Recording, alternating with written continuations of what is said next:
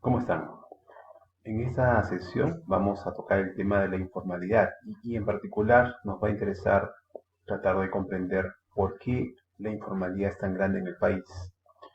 Una primera explicación puede ser la que Cosambalón llama la explicación estructuralista.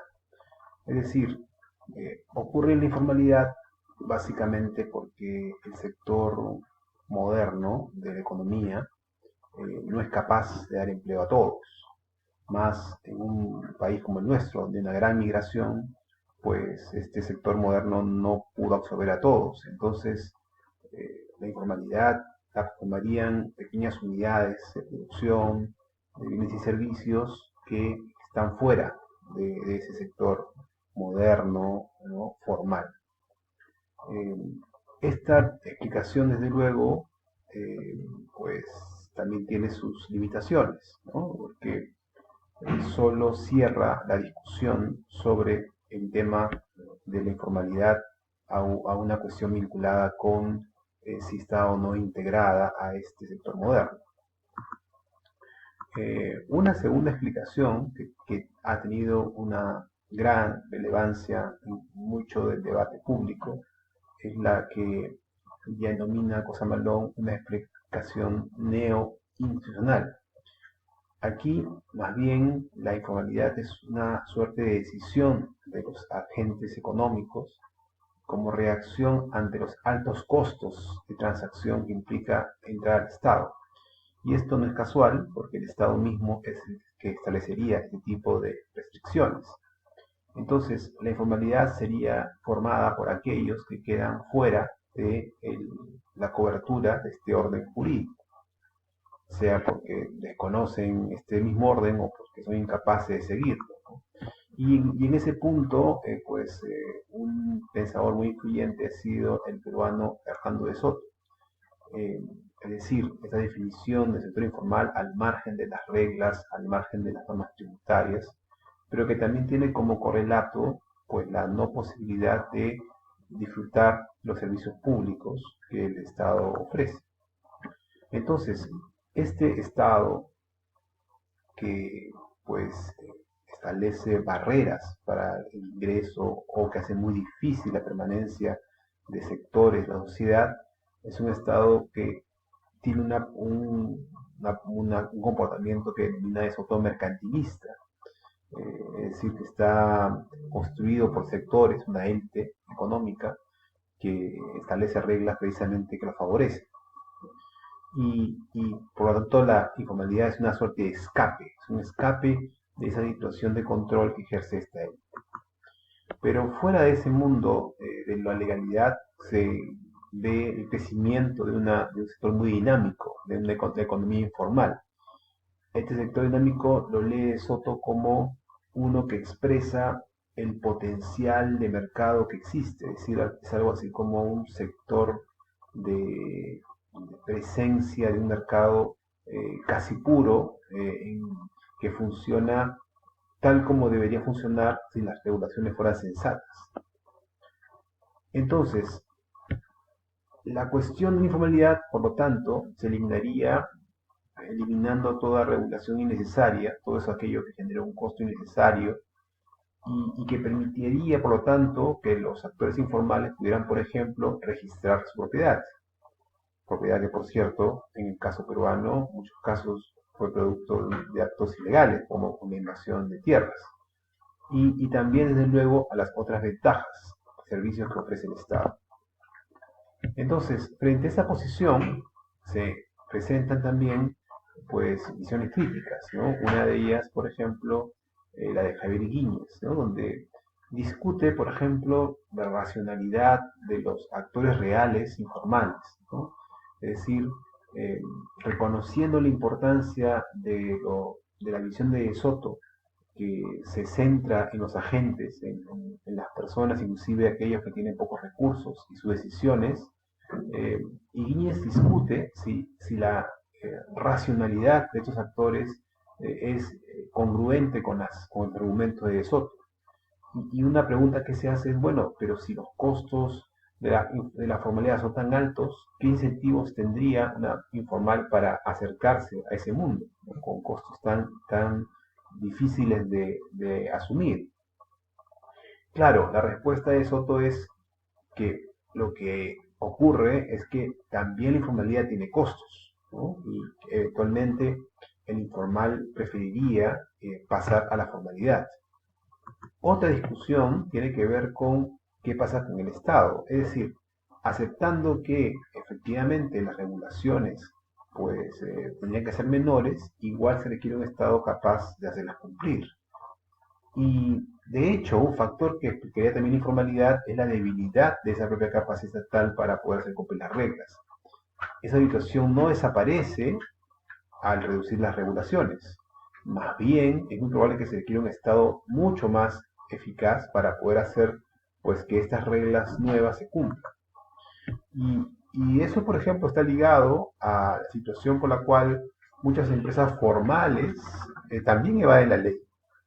Es decir, también aprovechan esta debilidad del Estado para poder aplicar las leyes conforme los consideran sus intereses. Entonces, el Estado es otra variable más adicional a considerar. Otro elemento es la sociedad. Es decir, los informales no solamente lidian con el Estado, sino también lidian con la sociedad. Son dos actores actuando al mismo. Por lo tanto, la sociedad también necesita tener acuerdos informales, desde luego, con los sectores informales de la economía.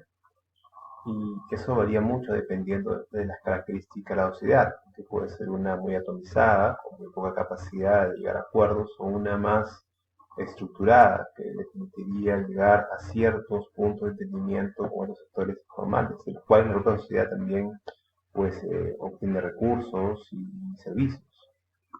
Eh, pero también un elemento crucial tiene que ver con la posibilidad de aprovechar las oportunidades que brinda la formalidad a partir de las propias capacidades, capitales que un actor tiene. De no poseerlos, entonces las posibilidades de aprovechar las oportunidades de la formalidad pues se vuelven mucho más limitadas. Por esa razón, cuando uno mira o piensa en las opciones que tienen los actores, en algunos casos uno puede pensar en ciertas opciones, ¿no? El actor que decide apostar por la formalidad, el actor que decide escapar de la formalidad, pero también el actor que eventualmente decide protestar por las condiciones bajo las cuales tiene que quedarse o eventualmente las condiciones que lo obligan a escapar. Porque efectivamente un sector de los actores sociales encuentran en la informalidad una vía de escape. Otra vía de escape, desde luego, es la migración.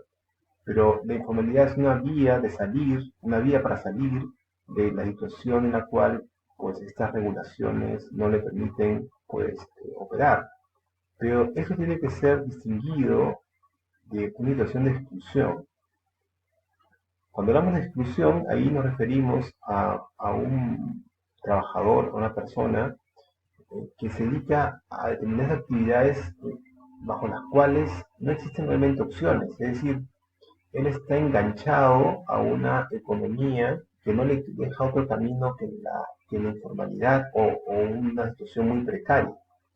Entonces, esto, digamos, es una forma de entender que hay agencia y siempre hay posibilidad de elección, pero esa posibilidad de elección se reduce significativamente cuando son los patrones de producción los que condicionan las posibilidades de trabajo y de formalidad.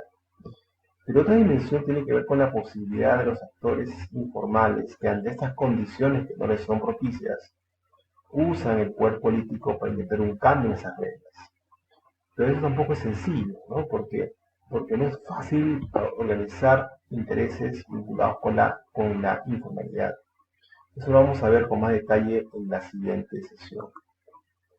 Eh, pero esta mirada política sin duda es muy importante porque nos muestra también eh, qué tan vital es salir de una mirada puramente económica a la informalidad. Es decir, necesitamos tener también una mirada complementaria que nos permita llegar a otras dimensiones y no solamente quedarnos en los aspectos económicos.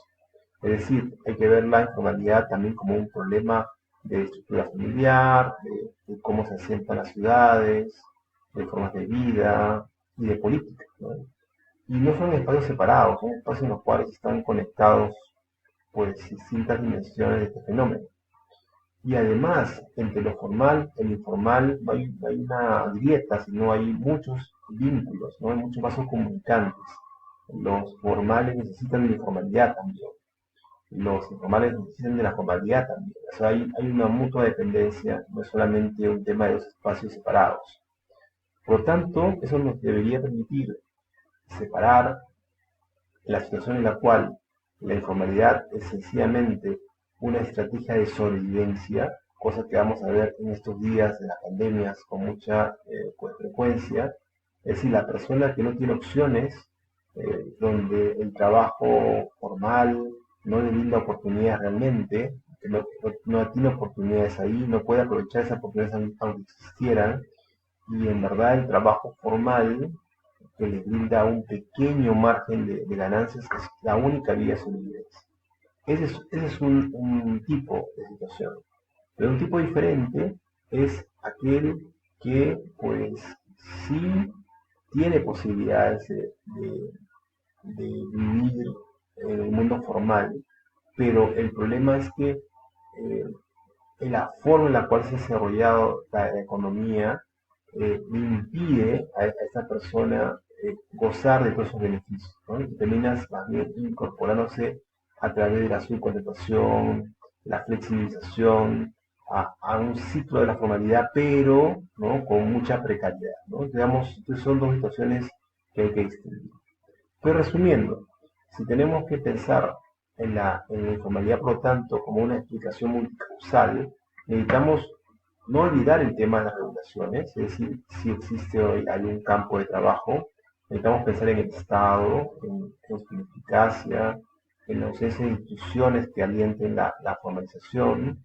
Necesitamos también entender los procesos económicos que tiene un país, cómo funciona la economía, cómo está articulado lo formal y lo informal, la importancia de vivir en un país con muy baja productividad, con muy pocas capacidades, muchas personas que hay en el país no tienen esa capacidad mínima para poder aprovechar la formalidad, pero también lo político, ¿no? La imposibilidad de tener pues una voz estructurada que represente esos intereses informales. ¿Sí? ¿Dónde podemos construir política para cambiar las reglas que hoy rigen el país? Entonces, todos los elementos en conjunto nos dan una explicación pues mucho más amplia e integral del fenómeno de la informalidad. En la siguiente sesión, más bien veremos las dimensiones políticas de esta situación que hemos presentado en esta sesión. Nos vemos en la siguiente sesión.